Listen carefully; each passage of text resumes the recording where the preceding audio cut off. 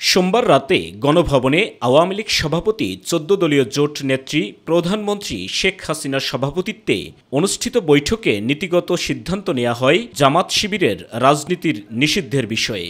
১৪ দলের এই সভায় সর্বসম্মতিক্রমে জামাত শিবির নিষিদ্ধ করার সর্বসম্মত সিদ্ধান্ত গৃহীত। একদিন পরেই সচিবালয়ে এ বিষয়ে পরবর্তী পদক্ষেপের কথা জানান আইনমন্ত্রী আনিসুল হক। কোন দলকে যখন নিষিদ্ধ করা হয় তখন সেটা নির্বাহী আদেশই হয়।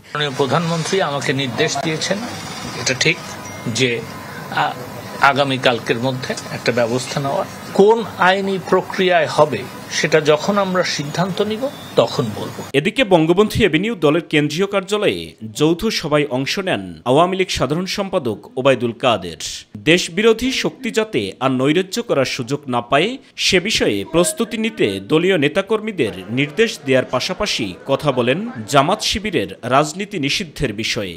এখন এই সিদ্ধান্ত বাস্তবায়ন করবে সরকার, আর বাস্তবায়নের প্রক্রিয়া কি হবে তার আইনগত দিকে দেখে শুনে সরকার শিগগিরই পরবর্তী পদক্ষেপ নেবে।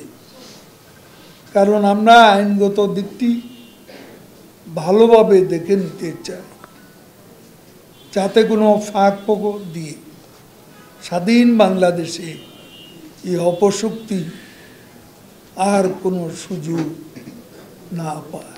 সবকিছু ঠিক থাকলে আগামীকাল বুধবার নির্বাহী আদেশে জামাত শিবিরের রাজনীতি নিষিদ্ধ হচ্ছে বলে জানান সংশ্লিষ্টরা। আমাদের ঢাকা মহানগর সাইদুর রহমান আবির, মাই টিভি, ঢাকা। সভাপতিত্বে